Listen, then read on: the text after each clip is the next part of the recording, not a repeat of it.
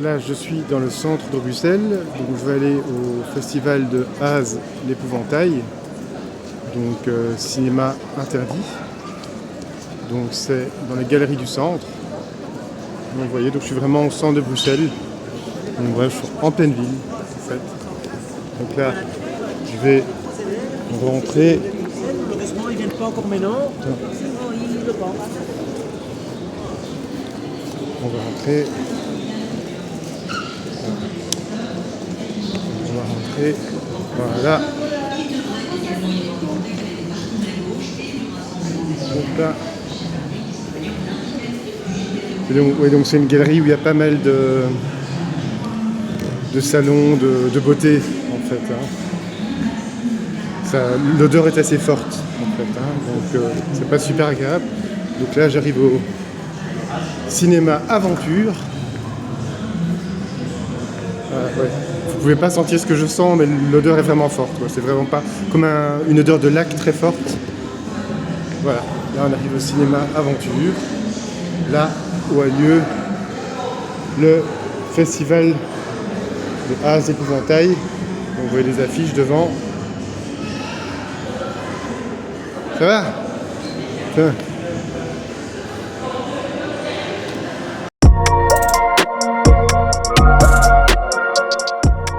Alors voilà, donc là c'est l'extérieur du cinéma Aventure, c'est vraiment un petit cinéma dans le centre de Bruxelles. Donc là je vais à l'intérieur, ça me surprend, il n'y a pas de poster en fait pour le festival de Az. Je pensais qu'il y aurait un poster, mais il n'y a pas de poster en fait, il n'y a pas de publicité, ce qui m'étonne en fait. Voilà. Hello. Me voilà à l'intérieur. Donc là nous avons le bar en fait quoi. Donc. Hop.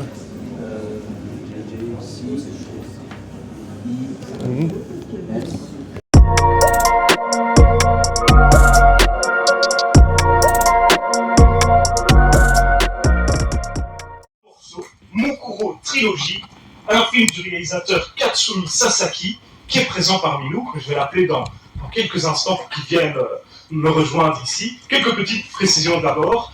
C'est la toute première fois qu'est projeté un film du réalisateur Sasaki en Belgique, donc je suis super content que ce soit dans le cadre de Cinéma Interdit.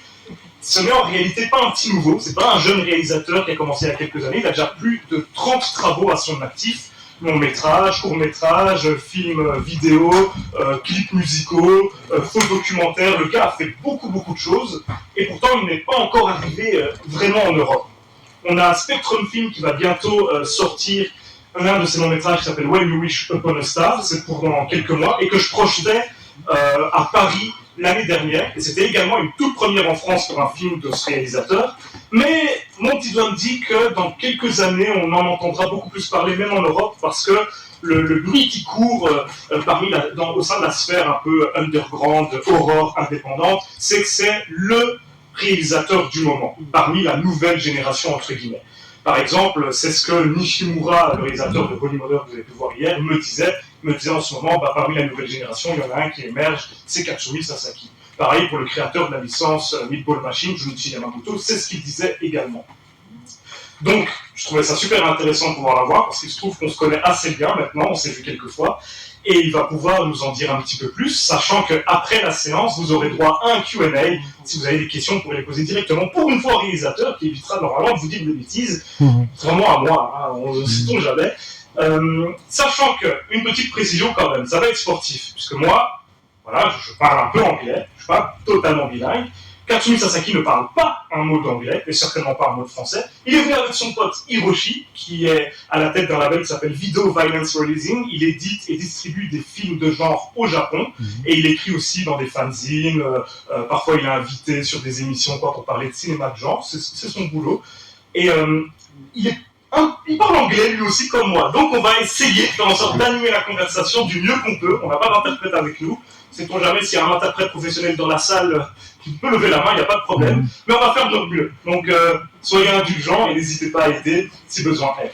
Mais pour l'heure, je vais les appeler Et ah oui, mais j'oublie en plus, parce qu'on n'a pas qu'un invité, et puis, en plus, avec un si joli sourire, on a également une comédienne, Aya Takemi, qui joue dans les 2 films de Katsumi Sasaki que je vais pouvoir vous présenter, dont Mukuro Trilogy. Donc on a vraiment, je trouve, des invités de qualité pour ce tout petit festival. Ça me fait en tout cas super plaisir. Je vais vous demander d'applaudir Hiroshi, le réalisateur Katsumi Sasaki et l'actrice Aya Takemi. Vous pouvez venir.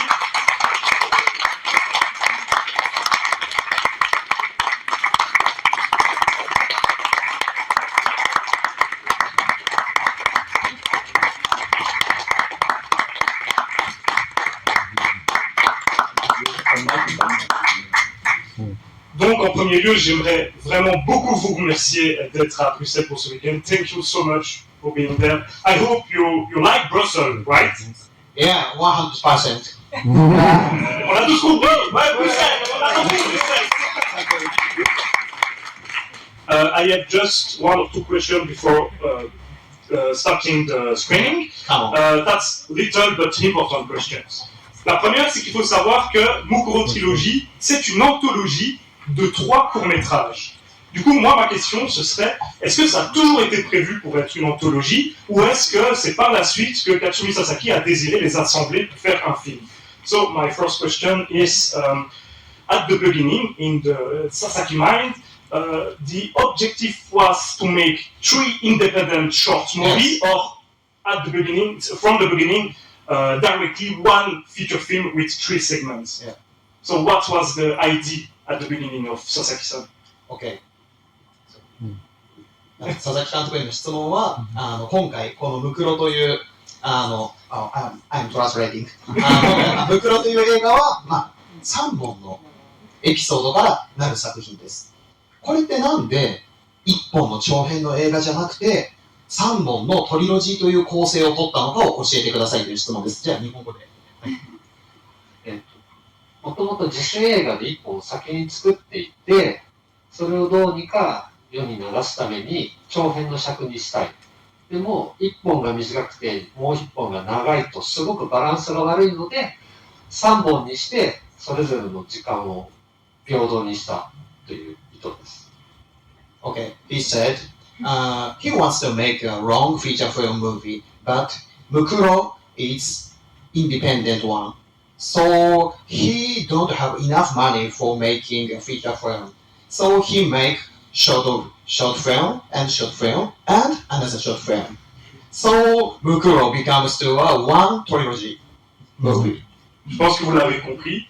Allez, je vous le dis comme ça, je vous montre que je sais le faire et si après vous continuez de comprendre, je le laisse faire, ça va? Juste comme ça, je fais semblant de travailler un petit peu. Donc, c'est une histoire d'argent, hein, c'est-à-dire qu'à la base, il aurait voulu faire un long métrage en une fois qui se serait appelé Mukuro. Malheureusement, l'argent manquant, il a fait un court métrage, puis plus tard, il en a fait un deuxième, puis plus tard, il en a fait un troisième. Donc, c'est plus une trilogie de court métrage qu'une vraie anthologie, finalement.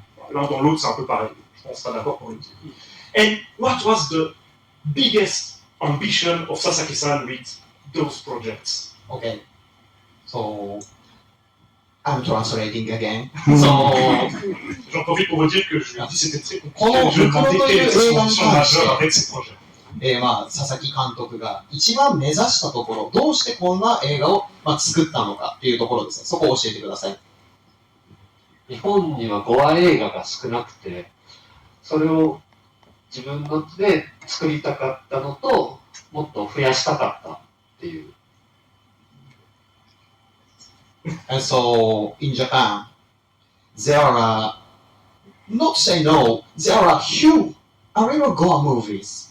So, yeah, do you know, maybe you know, Yoshihiro Nishimura and Shion Sono as a movie directors. Yeah, there is a movie directors. But in Japan, Goa movies are very rare. So he wants to make more and more Goa movies. So he make a bloody, gory short films. So become 1. This is Mukuro, he said. Alors ça va vous donner envie normalement. L'ambition majeure derrière Mukuro Trilogy, c'était de faire un film très gore. Voilà l'ambition.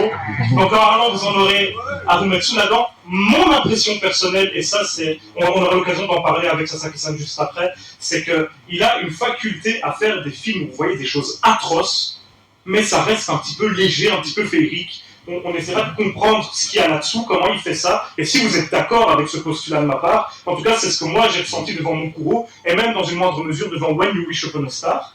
On aura l'occasion après le film de discuter de tout ça avec nos invités et également avec Takami-san, qui, vous allez le voir, elle est she's so nice and kind, but in Sasaki movies, she's a monster. Okay? Elle se transforme. Vous aurez l'occasion d'en parler avec elle et de comprendre pourquoi. So, I think we just watch the movie now, and after, if audience have some questions, that will be the real festival. Yeah. Thank you so much for being there. Yes, thank you again. Merci beaucoup. C'était un bon film, un bon amusement. C'est Mukuro Trilogy, on se revoit juste après. Hopefully we can enjoy.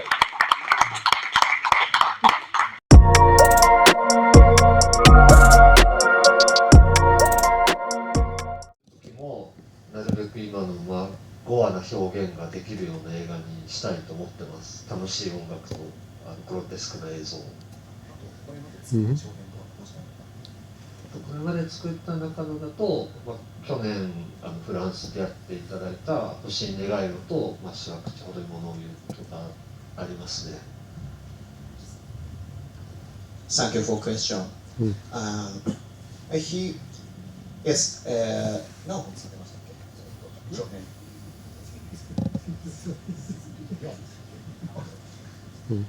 His important thing for making a movie is, yes, as you said, dark humor and ambition and black humor and gory stuff. And so he wants to make a feature film like same taste, and he had made 4 full-length feature film. So one of his feature film, When You Wish Upon a Star, will be screened tomorrow. Yeah. Yeah. So if you like his movie, so please watch tomorrow's When You Wish Upon a Star. Thank you. Thank you. De ce que je comprends, donc, et je l'apprends en même temps que vous, When You Wish Upon a Star pourrait ressembler un petit peu à une des idées originales à laquelle aurait ressemblé Mukuro si ça avait été fait directement comme un long métrage. Donc, étant donné que les ambitions majeures pour Katsumi Sasaki au moment de faire ces films, c'était d'amener de l'humour et une certaine ambition dans l'esthétique et la mise en scène, et bien sûr, un peu de gore, comme vous l'avez vu, je pense. Qu'est-ce qu'on peut faire?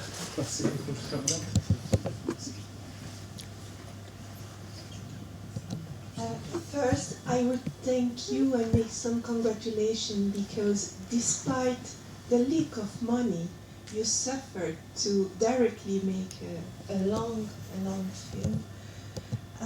I particularly appreciate the artistic choice throughout the 3 sequences. So I would congratulate you because I think that you are meaningful with your own artistical choices. Thank you very much. ありがとうございます。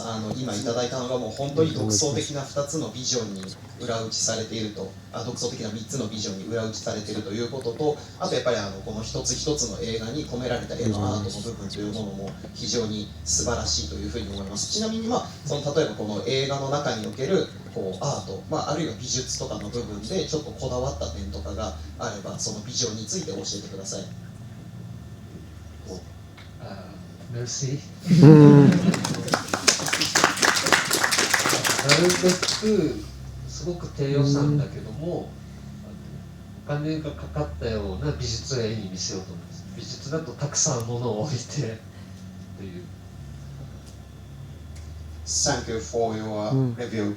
So these films, 3 short films, are really micro-budget film. So, but he doesn't want to make a poor-looking movie. Yeah. So he wants to bring a arty atmosphere to his 3 films. So he's very glad to receive your opinion. Thank you so much. Thank you.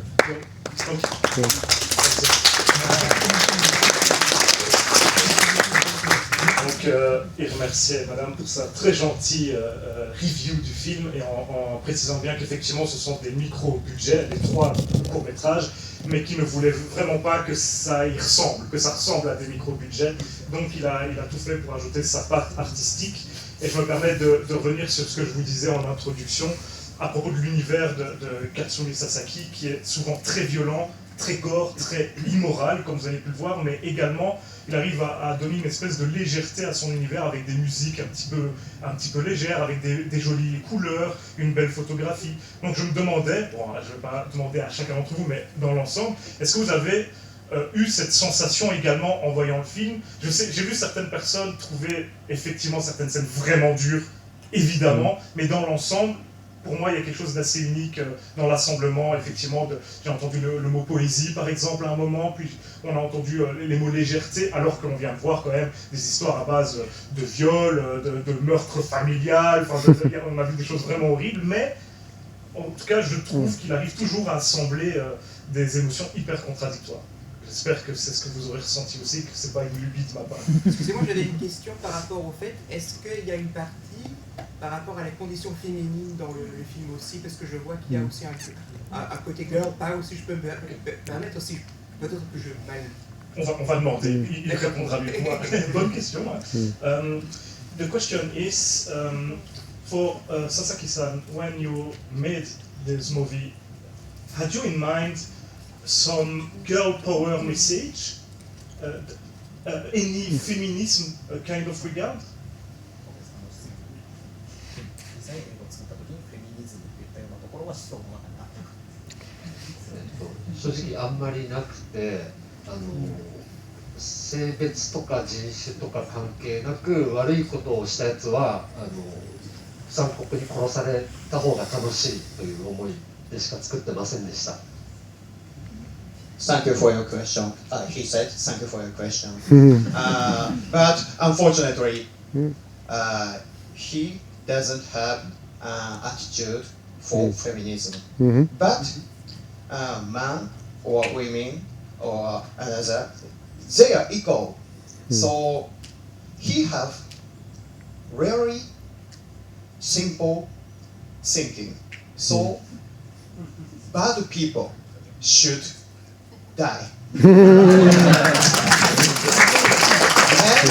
gory. And the dead is gory. Yeah. Just all. Thank you. Je pense qu'on a notre réponse. Merci pour la question.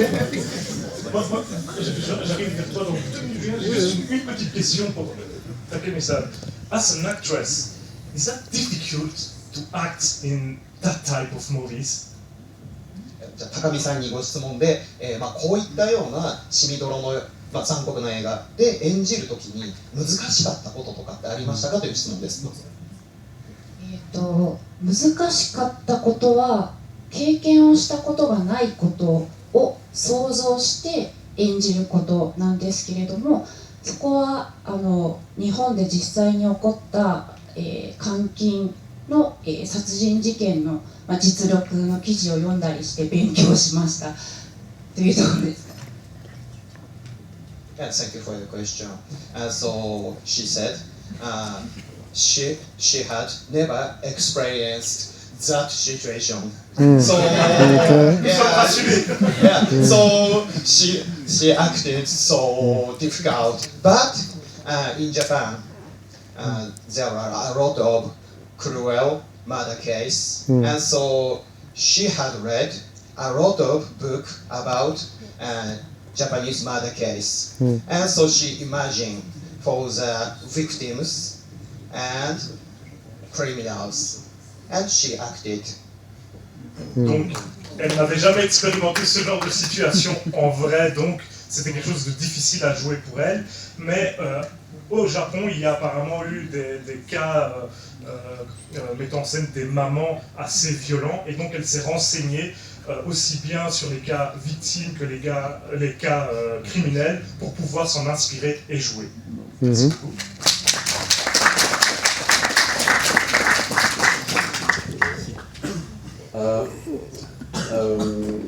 what were the movie inspirations for these 3 movies? For example, the second segment, I noticed the sequence where there's a white sheet on the main character and she's dismembered. I remember the movie Last House on Dead End Street. Bien vu, du coup. What were the other movies inspirations? Okay, thanks for your questions. 質問はお願いしますか。インスパイア元。アパートメントインフェルノイズ、Only God。言いますね。どうぞ。インスパイア、Only God。Just Like Mother、インスパイア、Lucky Mackey's The Woman。J'ai rien compris. So he was inspired by a lot of movies. Okay. So the first episode, Apartment in Film, it's inspired by, sorry, my bad pronouns, Nicholas Winding Refn's, yeah, his movie Only God. Yeah, writing. Yes, writing was same as Only God. And so next episode, Sweet Home in Film, was inspired by. Yes, as you said, Rasta House on Dead End Street, and the third one, Just Like a Mother, is inspired by Lucky Mackey's movie, The Woman. Have you watched The Woman? Non.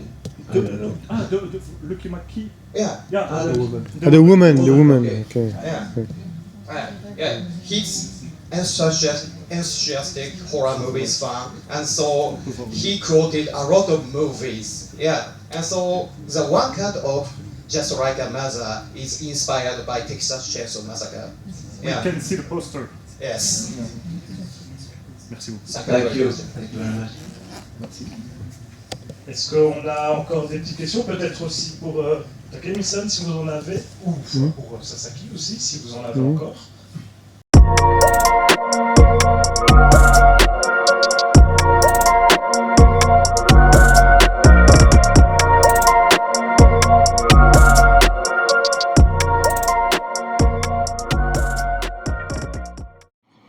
Voilà, donc me voilà donc au festival de Az Épouvantail, donc un youtubeur bien connu, que j'espère pouvoir interviewer. J'espère que la prise son est correcte, sinon je vais essayer de rattraper ça en montage. Donc là devant moi, donc j'ai un ami à moi, donc Julien Cescoto. Comment vas-tu, Julien? Ça va. Bah, au festival, on se sent toujours bien. Au festival Cinéma Interdit, ça peut que aller bien, donc voilà. Voilà. Julien a également une chaîne YouTube. Tu peux un peu nous parler de ta chaîne YouTube? Oui, Salvador Allende, Alien comme un alien, D-A-Y. C'est une chaîne YouTube, j'ai envie de dire un peu fourre-tout. Je mets mes courts-métrages, je mets des tournements, des faux clips, des films qui sont trouvables nulle part ailleurs, parce que je les ai numérisés depuis des VHS enregistrés sur Arte, par exemple. Donc voilà, c'est Salvador comme le pays, Alien comme un alien. Et D-A-Y. Et des choses, tu travailles également dans le cinéma, en fait, hein, c'est ça? Oui, donc j'ai fait des courts-métrages depuis 2008 à peu près, toujours avec les moyens du bord. Sauf l'année passée où je suis passé plutôt pro parce que j'ai une boîte de production, OKS Production a produit mon dernier court-métrage, qui est en post-production pour le moment. Félicitations. Merci. Et oui, c'est super, comme ça j'ai le point de vue, on aura le point de vue d'un professionnel du cinéma, donc c'est toujours positif. J'ai fait des critiques aussi, j'ai fait des podcasts sur des films plutôt estampillés Grindhouse. J'ai un podcast où avec un ami Vincent Abieri, on fait des critiques de films assez obscurs qu'on va déterrer et on en parle pendant une demi-heure. Il s'appelle Grindhouse, le podcast en double programme, se trouve un peu partout sur toutes les Spotify, Ocha, etc. Donc toutes les. D'accord, je mettrai le lien en description. Oui. Donc voilà, maintenant on va parler des 2 films que tu as vus hier soir en fait. Donc le premier film, c'est un film. Eight Eyes, oui, un film serbe ou une production américano-serbe, j'hésite entre les deux. C'est ça, c'est production américano-serbe, produit par Vinegar Syndrome. Produit par Vinegar Syndrome, oui, donc forcément c'est des capitaux américains, oui. Voilà, alors, donc quelle était ton impression en fait, de ce film? Alors, Moi j'ai beaucoup aimé. C'est assez déstabilisant en fait comme film parce qu'on est dans quelque chose d'un peu familier, style Hostel. J'ai envie de dire que c'est un Hostel de Eli Roth, mais c'est une version plus, j'allais dire plus intelligente de Hostel, moins brutale, moins bas de plafond. Même si j'aime bien les deux premiers Hostels. Je parle pas de la suite, bon, soit c'est un autre sujet, j'aime pas du tout le 3. Mais pour revenir à Eight Eyes, ça démarre vraiment comme un torture porn un peu de bas étage et puis ça va vraiment autre chose. On en arrive à des scènes assez psychédéliques à un certain moment, sans trop révéler. Donc la fin, la deuxième partie est surprenante. Il y a beaucoup de références aussi, mais bien utilisées, notamment à Massacre à la tronçonneuse. J'ai même pensé à Get Out aussi, à certains moments ça semble un peu fourre-tout comme ça, mais dans l'ensemble ça c'est bien agencé, le suspense est assez... on est pris en haleine pendant tout le film, donc je vais pas décrocher une seconde, peut-être vaguement à un moment donné je trouve ça un petit peu lent, mais vraiment c'est anecdotique par rapport vers le milieu, mais si ça a duré 5 minutes, c'est vraiment beaucoup pour moi. Globalement, on est vraiment bien pris par ce film et moi, je le recommanderais. Niveau violence, on n'est pas dans un torture porn. C'est assez restreint finalement, mais extrêmement prenant, sans que ce soit des effusions de sang, du gore, etc. Et voilà, c'est pas trop édulcoré non plus, c'est assez bien dosé à tout point de vue, je dirais. Oui. D'accord. Maintenant, il y avait un deuxième film qui était prévu, donc à 21h30 hier soir. Holy Mother. Holy Mother, donc qui est un film japonais, c'est du gore rigolo japonais, oui. Après la Sushi Typhoon. Donc, moi personnellement, j'ai quitté la salle après 30 minutes parce que c'est pas du tout mon genre. Il y a quelques longueurs effectivement. À certains moments, moi c'est la deuxième fois que je le voyais parce que je l'ai vu aussi au cinéma, c'est pas cinéma interdit, mais l'édition parisienne il y a quelques mois. Et le fait de le revoir, comme je l'avais un peu redécouvert, on a en fait en résumé vraiment, c'est une espèce de combat entre un groupuscule raciste au Japon qui se battent contre les mafieux chinois. C'est des métis en fait. Oui, c'est ça, c'est des métis. Yakuza, exactement, métis. Oui. Et les Yakuza métis vont être défendus par une personne transgenre qui a des super pouvoirs. Extraterrestres qui viennent Oui, de part, ça c'est pas très clairement. Ils disent pas extraterrestres dans le film, je crois, mais en tout cas des super pouvoirs, c'est sûr. Dans la forme, j'ai envie de dire, c'est extrêmement original parce que on en voit vraiment toutes les couleurs, que ce soit au niveau des effets spéciaux, de la colorimétrie, c'est le cas de le dire. Ça part vraiment dans tous les sens. Il y a des scènes gore volontairement exagérées, volontairement drôles. Les effets spéciaux sont assez... à certains moments, le côté cheap est assumé. Et voilà, c'est vraiment un ensemble de délires totalement assumés dans la continuité de Sushi Typhoon. Donc le film est de Nishimura. Je comprends mon montage si je dis une connerie, mais je ne sais plus. J'ai oublié son prénom. J'ai oublié le prénom aussi. En fait. Vraiment. Il y a des longueurs, mais franchement, moi j'ai accroché malgré les longueurs et c'est d'un délire foufou du début à la fin. Quoi. Vraiment, moi je le recommande, mais je sais que certaines personnes dans la salle ont été un peu lassées par la répétition des mêmes délires, etc. Il y en a une qui a dit qu'elle avait dormi aussi, mais que c'était très berçant. Donc, c'est bizarre, mais c'est pas un point de vue complètement négatif, donc pour elle. Voilà, je sais pas ce que je peux dire de plus par rapport à Holy Mother. Super. Et donc, Az, en fait, lors de la présentation du film, il a dit que c'était un Tokyo Gore Police. J'ai vu Tokyo Gore Police aussi, c'est vrai qu'il y avait plus de budget, mais ça me semblait un peu plus abouti à différents points de vue, mais c'est quand même représentatif de l'univers de Nishimura dans ce film-là, quand même représentatif de son univers. Voilà, c'est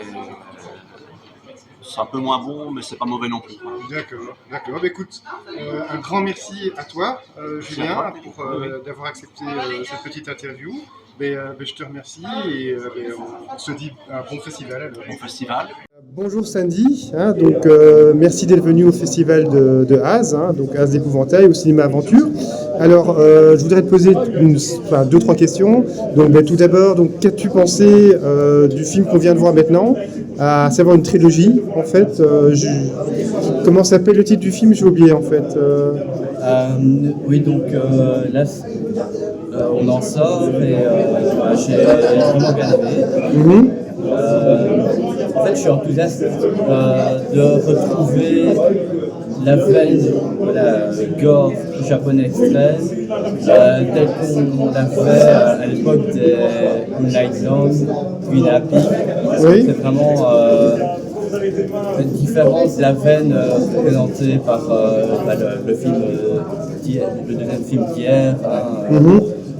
De Nishimura. Là, c'est la déconne, c'est pour rigoler. Oui. Ici, il y a l'humour noir, mais bon, c'est quand même, on est plus dans l'extrême. J'ai apprécié la qualité des effets spéciaux ultra réalistes. On a mal pour les acteurs et les actrices, pour les personnages. Effectivement, ouais, je confirme. La main coupée, et en plus, voilà, la caméra insiste longtemps sur les gros plans, etc. Donc voilà, on a des frissons en imaginant la situation. Voilà.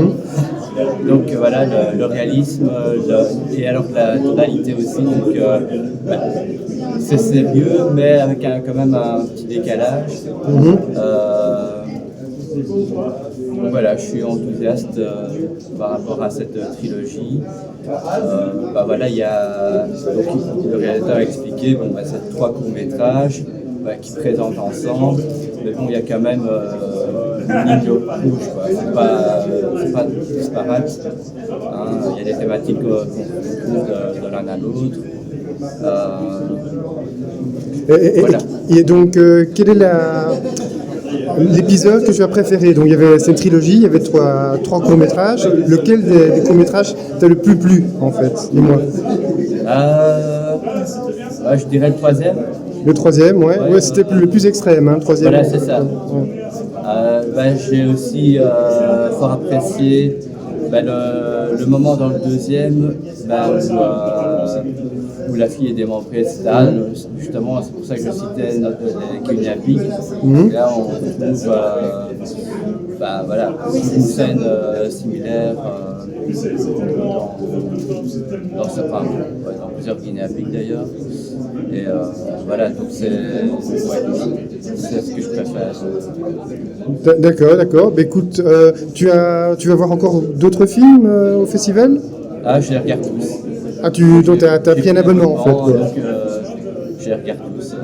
Super. Écoute, un grand merci d'avoir donné ton avis, Sandy, et bon festival alors. Salut.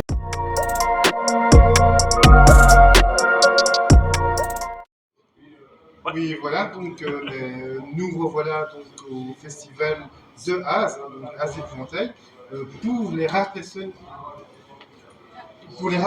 qui ne te connaîtraient pas. Est-ce que tu peux te présenter? Tu as une chaîne dédiée au fantastique? Ouais, j'ai une chaîne dédiée même plus précisément au cinéma d'horreur dans son ensemble et à tout ce qui est cinéma d'exploitation aussi, dont j'aime beaucoup parler, qui s'appelle Az d'Épouvantail, d'où mon pseudo. Et puis voilà, j'organise donc le festival Cinéma Interdit qui a commencé en France il y a 2 ans à Paris au Club de l'Étoile et qui trouve maintenant un relais au cinéma Aventure ici à Bruxelles. Donc merci à Thierry d'être là.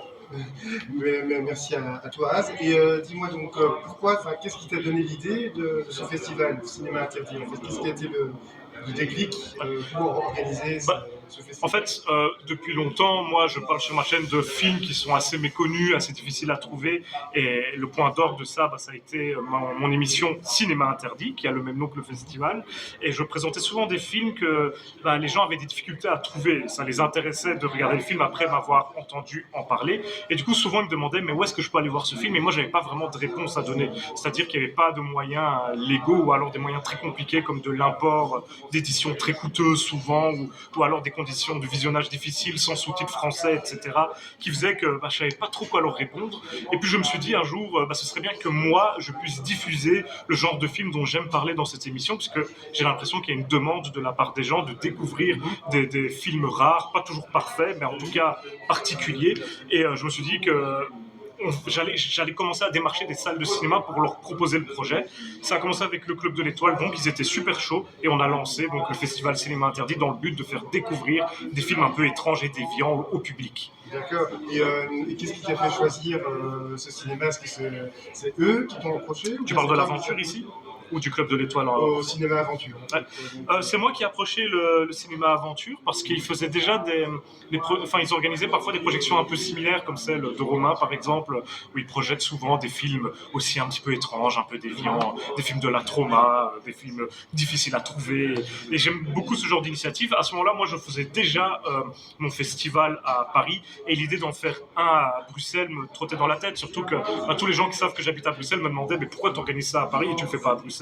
Donc pendant un long moment, je réfléchissais à le faire au Nova, mais je voulais pas que ce soit vu comme une sorte, que Cinéma Interdit devienne une sorte de sous-off-screen qui s'organise déjà au Nova et qui est exceptionnel comme festival.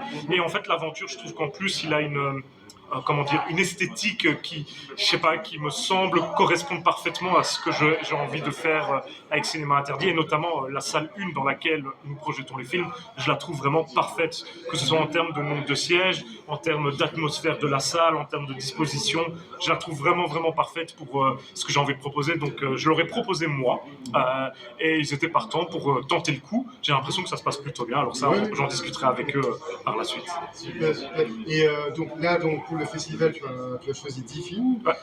Parmi ces 10 films, si tu pouvais choisir d'autres films, si tu avais un budget illimité, en fait, quel film tu aurais programmé en fait? C'est une question difficile parce qu'il y a forcément des centaines et des centaines de films que j'aimerais projeter. Je pense que si j'avais un budget limité, j'aimerais bien projeter un ou deux catégories 3, un ou deux films d'exploitation italiens aussi, certainement des films qui ont des distributeurs qui sont très gourmands, quoi.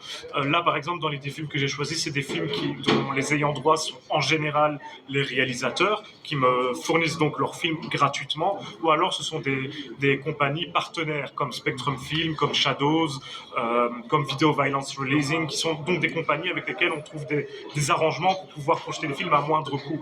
Mais si j'avais un budget limité, forcément, je pourrais faire sauter un peu toutes les berges. J'aimerais bien projeter certains films de Takashi Miike aussi, qui sont extrêmement rares sur nos écrans, et pour cause, ils appartiennent à des ayants droit qui sont vraiment gourmands, encore une fois, en termes de prix. Donc j'ai pas vraiment de titre précis à donner, parce que ce serait tellement nombreux. Si je t'en donne 5, je vais le regretter dans 10 minutes, et j'aurais dû penser à 5 autres. Donc ça reste très vague, mais vraiment pour dire qu'il y a c'est sans blague, il y a des centaines de films que j'aurais aimé pouvoir programmer, et peut-être qu'un jour on pourra le faire, qui sait. Mais si j'ai bien compris, ce serait toujours du cinéma plus asiatique. Pas forcément, comme je t'ai dit, j'ai cité, c'est vrai que j'ai cité catégorie 3, mais aussi de l'exploitation italienne. Mais moi, par exemple, à Paris, je projette toujours au moins un film belge aussi. Et même, des films français, moi j'aime beaucoup le cinéma français, donc j'aimerais bien pouvoir en projeter un peu plus souvent. Mais ça doit aussi correspondre un petit peu à l'ambiance de Cinéma Interdit. Je ne vais pas non plus projeter n'importe quel film qui serait juste un peu rare. Je veux que ce soit un petit peu dans l'esprit quand même si c'est un esprit qui est hyper large plutôt, et donc on peut faire rentrer plein de films dedans, c'est assez pratique. Mais donc forcément, moi j'ai beaucoup plus d'affinité avec le cinéma asiatique. C'est un cinéma que je connais quand même beaucoup mieux, notamment le cinéma japonais. J'ai 7 films sur 10 qui sont japonais là au festival, mais en fait c'est pas une contrainte que je m'impose. Je me dis pas il me faut X films japonais dans mon festival. C'est vraiment ce que j'estime être le plus intéressant, et aussi des films que je peux vous proposer et que, à mon avis, vous ne reverrez jamais projetés ailleurs, ou alors à de très très rares occasions, quoi. C'est vraiment ça qui me motive. D'accord. Et voilà, dernière question. Voilà, donc c'est super. Donc tu as programmé, tu as programmé c'est ton deuxième ou troisième festival? C'est la 3e édition de Cinéma Interdit, la première à Bruxelles. Voilà, donc tu as déjà programmé donc programmé 3 festivals. Est-ce que tu as déjà pensé, bon, c'est un monde très concurrentiel, mais est-ce que tu as déjà pensé de te lancer dans l'édition DVD Blu-ray en fait? J'y ai pensé comme un doux rêve, mais c'est au-delà du côté concurrentiel, ça me paraît être vraiment compliqué à lancer. Au-delà de tout ce qu'il faut investir en termes de temps et d'argent, c'est une aventure que je crois doit se vivre à plein temps, et j'ai clairement pas autant de temps en fait. Juste le fait de pouvoir continuer à proposer du contenu sur ma chaîne, de pouvoir me mettre à l'écriture ici et là. J'ai participé à l'écriture du dernier bouquin, Le cinéma français c'est de la merde, édité par Rurik Salé, dans lequel j'ai pu écrire un article. Il y a Vanessa Morgan qui m'a aussi proposé d'écrire dans son prochain livre. C'est quelque chose, je vais plus me tourner vers ça que vers de l'édition DVD Blu-ray, parce que c'est un travail monstrueux. J'ai énormément de respect pour tous les éditeurs DVD Blu-ray pour ça, parce qu'il faut trouver les films, trouver les ayants droit, négocier les droits, puis après il y a tout le reste, le packaging, les bonus, s'assurer d'avoir une belle qualité, le mastering. C'est un travail qui est colossal. Il me manque plein de connaissances à ce niveau-là. Je crois que je démarre de beaucoup trop loin. Mais oui, comme plein de gens, il y a ce doux rêve parce que tu dis j'aimerais tellement, parce qu'à ce moment-là j'éditerais tel ou tel film qui pour moi manque à nos DVD tech. Mais c'est plus, voilà, j'y pense plus comme un rêve que comme un véritable projet faisable. Ça va. Écoute, c'était la dernière question. Un grand merci à toi d'avoir accepté l'interview. Il n'y a pas de quoi. Et je te souhaite une bonne suite de festival. Merci beaucoup. Merci à toi. Salut.